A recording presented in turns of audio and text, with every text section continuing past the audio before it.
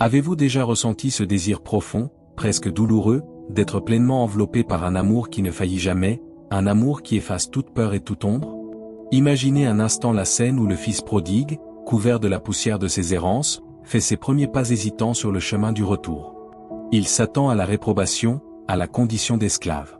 Mais que voit-il? Son père, qui, de loin, l'aperçoit. Et la Bible nous dit que, saisi de compassion, ce père se met à courir. Il court. Il ne marche pas dignement. Il court, il se jette au cou de son fils et l'embrasse. Cette course, c'est l'image même de l'amour divin massif qui vient à notre rencontre, qui balaie l'histoire de nos échecs avant même que nous n'ayons fini notre confession. C'est cette révélation d'un Dieu qui est amour, activement, passionnément, qui est au cœur du message d'aujourd'hui. En cette saison, beaucoup pressentent un déversement sans précédent de cette affection céleste, une vague d'amour pur qui a le pouvoir de nettoyer les coins les plus sombres de nos âmes et de nos circonstances. Si votre cœur soupire après cette sécurité, cette plénitude, vous êtes au bon endroit. Nous allons plonger dans les Écritures pour comprendre comment se positionner pour recevoir cet amour et comment il agit comme un feu consumant toute négativité. Restez avec nous jusqu'à la fin, car cette parole a le pouvoir de transformer votre vie. Abonnez-vous à la chaîne pour plus de révélations divines, appuyez sur le bouton like si cette vidéo vous touche, et laissez vos vœux ou témoignages en commentaire pour partager avec la communauté. Le fondement de tout commence par la nature même de notre Créateur. La première épître de Jean chapitre 4 verset 8 nous le dit sans ambiguïté, Dieu est amour. Ce n'est pas simplement un attribut parmi d'autres, c'est son essence, son caractère immuable. Comprendre cela change toute notre perspective. Lorsque nous traversons une épreuve, la question ne doit plus être pourquoi Dieu me fait-il cela, mais comment l'amour de Dieu va-t-il se révéler au milieu de cette situation? Sa nature aimante est le socle sur lequel nous bâtissons notre confiance. Dans la vie de tous les jours, cela se traduit par un exercice de foi quotidien. Au lieu de céder à l'anxiété le matin en pensant à la journée à venir, prenez un moment pour déclarer par la foi, « Merci Père, parce que tu es amour. Ton amour m'accompagne aujourd'hui, il guide mes pas et transforme mes rencontres. » Cette simple affirmation, basée sur sa parole, ancre votre âme dans une réalité supérieure à vos sentiments ou aux apparences. Elle ouvre les portes de votre perception pour discerner ces actes d'amour, aussi discrets soient-ils, un encouragement inattendu, une porte qui s'ouvre, une paix soudaine au milieu du chaos. Marcher dans cette vérité, c'est refuser de laisser les circonstances définir qui est Dieu pour vous. L'expression suprême de cet amour nous est donnée dans l'Évangile selon Jean chapitre 3 verset 16. Car Dieu a tant aimé le monde qu'il a donné son Fils unique, afin que quiconque croit en lui ne périsse point, mais qu'il ait la vie éternelle. Ce don, ce sacrifice volontaire, est la preuve irréfutable et le canal par lequel l'amour divin nous atteint. Il n'y a pas de plus grand amour, comme Jésus l'a dit lui-même. Pour notre vie pratique, cela signifie que notre valeur est à jamais établie par ce geste. Vous ne devez plus lutter pour mériter l'amour. Il vous a été offert, gracieusement, au plus haut prix. Ainsi, chaque jour, votre prière peut inclure un temps de gratitude spécifique pour la croix. Remerciez non pas de manière vague, mais en méditant sur un aspect précis, merci pour le pardon total, merci pour la réconciliation, merci pour la guérison spirituelle acquise par ces meurtrissures. Cette méditation nourrit votre foi et vous maintient dans une position de réceptivité. Lorsque la négativité, sous forme de condamnation ou de sentiment d'indignité, tente de vous assaillir, opposez-lui immédiatement cette réalité, Christ est mort pour moi. Mon prix est fixé par son sang, pas par mes performances. C'est une arme puissante qui balaie les mensonges de l'accusateur. Cet amour reçu doit ensuite demeurer en nous. Jésus, dans Jean chapitre 15 verset 9, nous exhorte, « Demeurez dans mon amour ». C'est un ordre, mais aussi une invitation à une intimité constante. Demeurer, c'est rester, s'établir, faire sa maison. Comment faisons-nous cela concrètement? D'abord par la communion consciente. Tout au long de la journée, cultivez une conversation intérieure avec le Seigneur. Partagez-lui vos joies banales, vos frustrations, vos questions. Invitez-le dans vos décisions, même les plus triviales. Seigneur, que penses-tu de ce projet? Comment aimerais-tu que je réagisse face à cette personne difficile? Cette pratique transforme votre monologue intérieur en dialogue. Ensuite, demeurer dans son amour implique de garder ses commandements, comme le verset le précise. L'obéissance n'est pas un fardeau légaliste, mais la réponse naturelle d'un cœur qui aime et qui fait confiance à la sagesse de son Père. Lorsque vous lisez un principe biblique, ne le voyez pas comme une restriction, mais comme un guide d'amour pour vous protéger et vous faire prospérer. Cette obéissance par amour crée un cycle vertueux. plus nous obéissons, plus nous expérimentons son amour et sa fidélité, ce qui nous donne encore plus envie de demeurer en lui. La prière est le souffle de cette relation d'amour. Paul nous encourage dans Philippiens chapitre 4 verset 6 à ne nous inquiéter de rien, mais en toute chose, par des prières et des supplications, avec des actions de grâce, à faire connaître nos requêtes à Dieu. Notez la séquence, pas d'inquiétude, mais la prière, et le tout assaisonné d'actions de grâce. Pour attirer consciemment l'amour divin dans votre quotidien, faites de la gratitude le prélude de vos requêtes.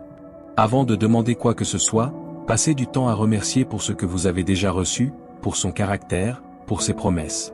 Cette attitude positionne votre cœur dans la foi et la reconnaissance, des conditions idéales pour percevoir son amour. Ensuite, soyez spécifique dans vos requêtes. Parlez-lui de vos besoins émotionnels, de votre désir de sentir sa présence, de vos relations tendues. Priez avec persévérance, comme la veuve devant le juge inique. La régularité dans la prière, même courte, est plus puissante que des sessions longues mais sporadiques. Fixez des rendez-vous fixes avec lui, mais aussi cultivez les prières spontanées, ces soupirs du cœur tout au long de la journée. C'est dans ce dialogue constant que l'amour se fait tangible. La parole de Dieu est la nourriture qui fortifie notre capacité à recevoir et à comprendre cet amour. Jérémie déclare au chapitre 15 verset 16, « J'ai recueilli tes paroles, et je les ai dévorées, tes paroles ont fait la joie et l'allégresse de mon cœur. » La parole n'est pas un texte mort, elle est vivante et opérante. Pour qu'elle devienne une joie, il faut la recueillir et la dévorer. Cela implique une lecture non pas ritualiste, mais rechercheuse. Ne vous contentez pas de lire un chapitre pour cocher une case. Prenez un verset, méditez-le. Posez-vous des questions, que me révèle-t-il sur Dieu? Sur moi? Quelle promesse contient-il? Quel ordre dois-je suivre? Écrivez vos réflexions dans un carnet. La méditation, c'est ruminer la parole jusqu'à ce qu'elle imprègne votre subconscient et transforme vos schémas de pensée. Lorsque vous êtes confronté à la négativité, comme une vague de découragement, votre esprit nourri aura automatiquement un contre-argument scripturaire. Par exemple, face à la peur, vous vous souviendrez de 2 Timothée chapitre 1 verset 7. Car ce n'est pas un esprit de timidité que Dieu nous a donné, mais un esprit de force, d'amour et de sagesse. La parole agit comme un balai divin qui nettoie les pensées contraires à la vérité.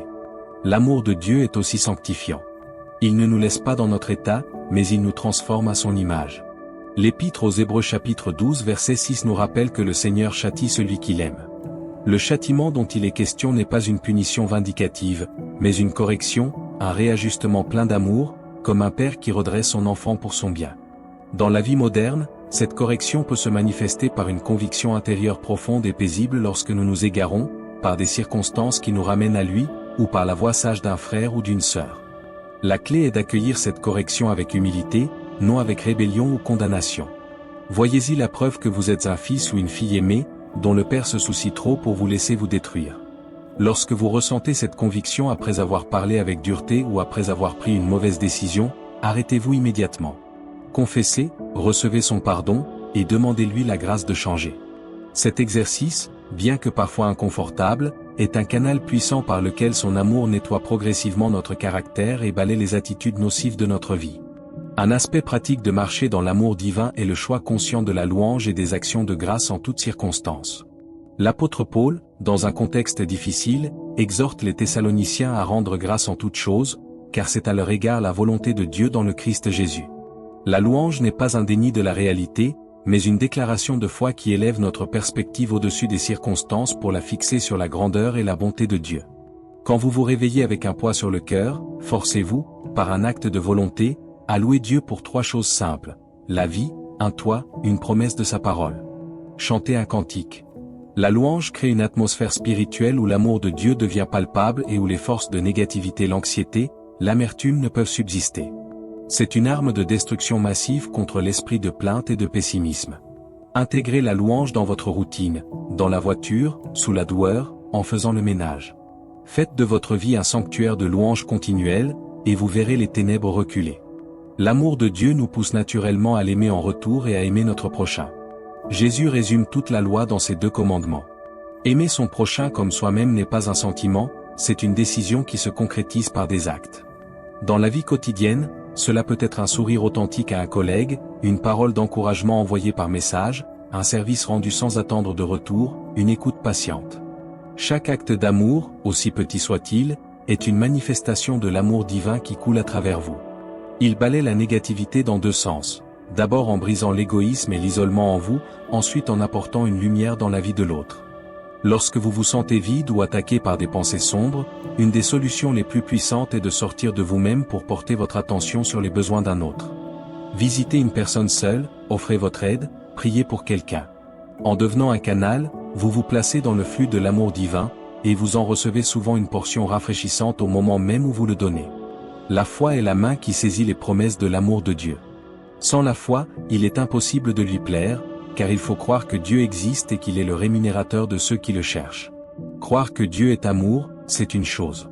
Croire activement que son amour se dirige spécifiquement vers vous aujourd'hui, pour résoudre votre situation, en est une autre. Exercer sa foi, c'est parler et agir en accord avec sa parole, même quand les sentiments ou les apparences crient le contraire. Par exemple, si vous luttez contre un sentiment de rejet, déclarez « Je suis accepté dans le bien-aimé selon la parole ». L'amour parfait de Dieu chasse toute crainte en moi. Agissez ensuite comme une personne aimée et sécurisée, en ouvrant votre cœur avec sagesse. La foi n'est pas passive, elle est active. Elle prend la promesse et la pose sur la circonstance comme un pont qui permet à l'amour de Dieu de traverser du domaine spirituel au domaine pratique. Nourrissez votre foi en écoutant des témoignages, en vous remémorant les moments où Dieu a agi dans votre vie. Un carnet de reconnaissance est un outil formidable pour cela. La communion fraternelle est un terreau essentiel où l'amour de Dieu se manifeste concrètement. Le psaume 133 nous parle de la bénédiction de la vie en unité. C'est là que l'Éternel commande la bénédiction. S'isoler spirituellement est un terrain fertile pour la négativité. Les doutes, les découragements, les tentations prennent des proportions démesurées quand on les affronte seul. Au contraire, dans une communauté saine, nous recevons l'encouragement, la correction, la prière et le modèle des autres. Cherchez activement à vous connecter à des frères et sœurs qui cherchent Dieu. Participez à des réunions, pas seulement comme un spectateur, mais en cherchant à donner et à recevoir. Téléphonez à quelqu'un pour prier ensemble. Partagez une difficulté en demandant un soutien. L'amour divin prend souvent la forme d'un câlin, d'une parole prophétique, d'une aide matérielle venant d'un membre du corps de Christ. En retour, soyez également sensibles aux besoins des autres. Cette interdépendance pratique est une démonstration puissante de l'amour de Dieu et un bouclier efficace contre les attaques de l'ennemi qui cherche à nous diviser et à nous décourager. Le pardon est l'un des balais les plus puissants pour chasser la négativité de notre cœur. Jésus, dans Matthieu chapitre 6 versets 14 et 15, lie directement notre pardon des offenses à la réception du pardon divin. Garder de l'amertume, de la rancune ou du ressentiment, c'est comme boire du poison en espérant que l'autre personne en meure. Cela empoisonne notre propre âme, bloque notre communion avec Dieu et ouvre une porte légale à la négativité. Pardonner ne signifie pas approuver le mal ou forcément renouer une relation de confiance là où elle a été trahie.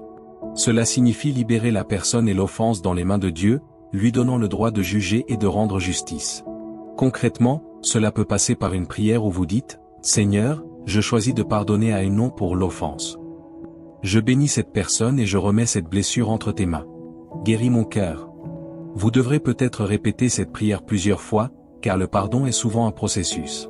Mais chaque fois que vous le faites, vous brisez un lien avec le passé douloureux et vous faites de la place pour que l'amour guérisseur de Dieu inonde cette zone de votre cœur. C'est une clé non négociable pour une vie libre. La gestion de nos pensées est un champ de bataille crucial. Paul nous exhorte dans sa deuxième épître aux Corinthiens chapitre 10 verset 5 à renverser les raisonnements et toute hauteur qui s'élève contre la connaissance de Dieu, et à amener toute pensée captive à l'obéissance de Christ. Nos pensées sont comme des graines. Si nous laissons les graines de doute, de critique, de peur, d'impureté germer, elles produiront des fruits de négativité dans nos vies. Prendre ces pensées captives est un acte discipliné et constant. Cela commence par la vigilance. Remarquez quand une pensée contraire à la parole de Dieu traverse votre esprit. Ensuite, arrachez-la immédiatement par un refus catégorique, « Au nom de Jésus, je rejette cette pensée de... » Puis, remplacez-la délibérément par une vérité scripturaire. Par exemple, remplacez « Je n'y arriverai jamais » par « Je plie tout par celui qui me fortifie ».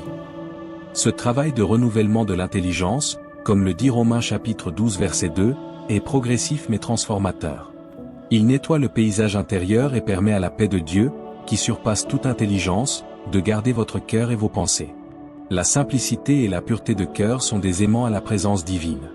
Heureux ceux qui ont le cœur pur, car ils verront Dieu, dit Jésus dans les Béatitudes. Un cœur pur n'est pas un cœur parfait, mais un cœur sans partage, sincère, qui cherche Dieu pour lui-même, non seulement pour ses bienfaits.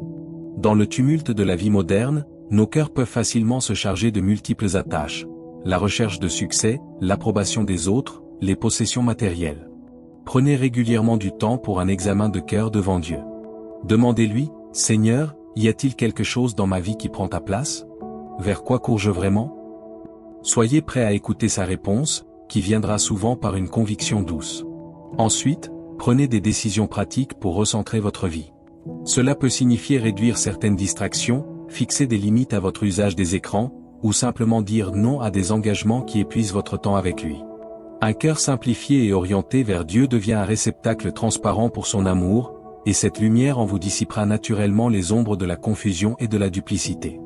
L'espérance est l'encre de l'âme, sûre et solide. L'Épître aux Hébreux nous le rappelle. Une espérance vivante, fondée sur la résurrection de Jésus, change radicalement notre façon de traverser les épreuves. Elle nous permet de voir au-delà de l'immédiat. Cultiver cette espérance, c'est se projeter régulièrement dans l'accomplissement des promesses de Dieu. Utilisez votre imagination sanctifiée. Visualisez-vous, non pas dans votre problème, mais dans la solution que Dieu apporte, dans la paix qu'il donne, dans la victoire qu'il accorde. Parlez de votre avenir avec foi, en vous basant sur les plans de paix et de prospérité que Dieu a pour vous. Cette espérance active n'est pas de la pensée positive, elle est une ferme attente basée sur la fidélité de Dieu. Elle agit comme un bouclier contre le découragement et le cynisme. Lorsque des mauvaises nouvelles arrivent, votre première réaction peut devenir « Mon espérance n'est pas dans cette situation, elle est en Dieu qui peut transformer toute chose ». Cette perspective surnaturelle vous stabilise et vous empêche d'être balayé par les vagues de mauvais rapports. Le repos en Dieu est une manifestation de la foi en son amour. Le psaume 46 nous dit « Arrêtez, et sachez que je suis Dieu ». Dans une culture du toujours plus et de la performance, cesser de s'agiter pour faire ses preuves est révolutionnaire. Se reposer en Dieu, c'est croire que son amour pour vous n'est pas conditionné à votre productivité spirituelle ou matérielle. C'est arrêter de lutter par vos propres forces pour mériter son affection. Pratiquement, cela implique de prendre des temps de silence devant lui, sans liste de requêtes, simplement pour jouir de sa présence. Apprenez à être, et pas seulement à faire. Dans les conflits ou les pressions, prenez délibérément un moment de recul pour respirer et vous recentrer sur lui. Dites, « Père, je remets cette situation entre tes mains. Je choisis de me reposer dans le fait que tu es en contrôle et que tu m'aimes. » Ce repos n'est pas de la paresse, c'est une position de confiance qui désarme l'anxiété et l'hyperactivité spirituelle. C'est dans ce calme que nous entendons le mieux sa voix tendre et que nous percevons les subtilités de son amour. Le combat spirituel fait partie de la vie du croyant, mais il se mène à partir d'une position de victoire assurée par l'amour de Christ. Paul dit dans Romains chapitre 8 verset 37 que nous sommes plus que vainqueurs par celui qui nous a aimés. Remarquez le temps du verbe, nous sommes, pas nous serons. La victoire est un fait accompli, à manifester. Notre rôle est de résister aux attaques de négativité, condamnation, peur, oppression en nous appuyant sur cette réalité. Quand une atmosphère lourde pèse sur vous, ou qu'une tentation forte se présente, prenez autorité au nom de Jésus. Déclarez à haute voix, au nom de Jésus, je résiste à cet esprit de. Je proclame que je suis aimé de Dieu et plus que vainqueur en Christ. Revêtez-vous chaque jour, par la prière, de l'armure de Dieu décrite en Éphésiens 6, en insistant particulièrement sur le bouclier de la foi pour éteindre les traits enflammés du malin. Ce combat n'est pas contre la chair et le sang, mais contre des forces spirituelles. La conscience de l'amour de Dieu, notre bouclier, nous donne une assurance tranquille et une puissance dans la prière d'autorité. La générosité est un principe spirituel puissant lié à l'amour. Jésus a dit qu'il y a plus de bonheur à donner qu'à recevoir. L'amour de Dieu en nous pousse à être généreux, non par contrainte, mais avec joie. Cette générosité peut être financière, mais aussi de temps, d'attention, de compassion. Elle brise le pouvoir de l'avarice et de la peur du manque, qui sont des formes tenaces de négativité. Fixez-vous pour principe de donner régulièrement et systématiquement, que ce soit à votre assemblée, à une œuvre ou directement à une personne dans le besoin. Donnez en secret, sans attendre de reconnaissance humaine. Lorsque vous donnez, faites-le avec une prière, en dédiant ce don à Dieu et en bénissant le destinataire. Voyez chaque don comme une semence d'amour qui produira une moisson, non seulement pour le bénéficiaire, mais aussi pour votre propre vie, car Dieu aime celui qui donne avec joie. Cette pratique ouvre les fenêtres des cieux et vous positionne dans le flux constant de la provision et de la bénédiction divine, balayant l'inquiétude pour le lendemain.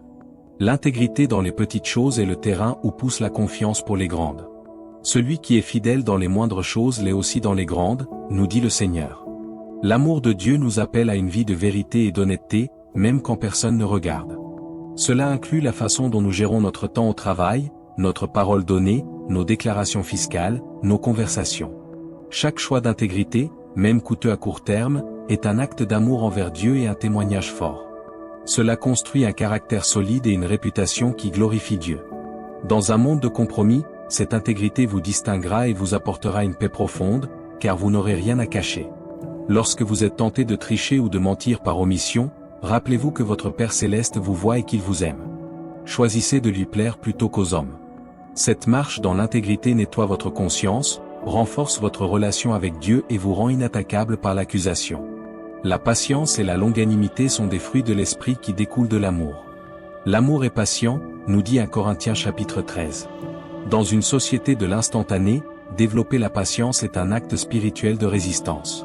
La patience n'est pas de la passivité, mais une endurance active, nourrie par la certitude que Dieu agit, même quand nous ne voyons rien. Pratiquez la patience dans les files d'attente, dans les retards, dans l'attente des réponses à la prière. Au lieu de râler, profitez de ces moments pour prier ou méditer. Dans les relations, soyez lents à vous mettre en colère, prompts à écouter. La patience désamorce les conflits et préserve l'unité. Elle est la preuve que nous faisons confiance au timing parfait de Dieu. Quand vous priez pour quelque chose et que la réponse tarde, refusez le découragement. Dites, je sais que tu m'aimes et que ton plan pour moi est bon. J'attends patiemment ta réponse, qui viendra au moment parfait. Cette attitude garde votre cœur en paix et empêche l'amertume de prendre racine. Enfin, la joie du Seigneur est notre force. Cette joie, distincte du bonheur lié aux circonstances, est un don surnaturel qui jaillit de la relation avec Jésus. Elle est le résultat de la conscience de son amour et de notre salut. Cultiver cette joie est un devoir et une protection. Nous pouvons la cultiver en nous réjouissant toujours dans le Seigneur, comme Paul le dit aux Philippiens. Cela signifie choisir de se réjouir en qui il est, indépendamment des événements. Exprimer cette joie par des chants, par la danse devant lui dans l'intimité, par un visage rayonnant. La joie est contagieuse et elle a un pouvoir dévastateur sur l'ennemi. Un cœur joyeux est un cœur reconnaissant, et un cœur reconnaissant est un cœur qui voit et attire les manifestations de l'amour divin. Lorsque la tristesse ou l'accablement vous menace, forcez-vous à louer, à chanter, à déclarer sa bonté. La joie du Seigneur balayera l'esprit de lourdeur et vous renouvellera dans sa présence. Frères et sœurs, quelle a été cette plongée au cœur de l'amour divin? Nous avons vu que cet amour n'est pas une émotion vague, mais la nature même de notre Dieu, démontrée à la croix et offerte à quiconque croit. Nous avons exploré comment, par la prière, la méditation de la parole, l'obéissance, la communion, le pardon, la gestion de nos pensées et tant d'autres pratiques quotidiennes, nous pouvons nous positionner pour être inondés par cet amour massif. Chacun de ces aspects agit comme un rayon de lumière intense qui, pénétrant dans les recoins de nos vies, balaie impitoyablement les ténèbres de la négativité, de la peur, de la condamnation et de l'isolement. Vous n'êtes pas appelé à une vie tiède et craintive, mais à une existence rayonnante, ancrée dans la certitude que vous êtes aimé d'un amour éternel et invincible. Cette révélation pour 2026 et au-delà est pour vous, aujourd'hui. Alors, levons nos cœurs dans une prière. Père Céleste, nous nous présentons devant toi avec gratitude pour cette vérité libératrice. Merci parce que tu es amour. Nous ouvrons grand les portes de nos cœurs à ton amour divin et massif en ce moment. Inonde chaque personne qui regarde cette vidéo d'une conscience renouvelée et tangible de ton affection parfaite. Que cet amour enveloppe leur famille, leur foyer, leur travail, leurs rêves. Balaie par ta puissance toute trace de négativité, toute pensée d'échec, toute racine d'amertume, toute chaîne de peur. Remplis-les de ta joie, de ta paix, et d'une foi inébranlable.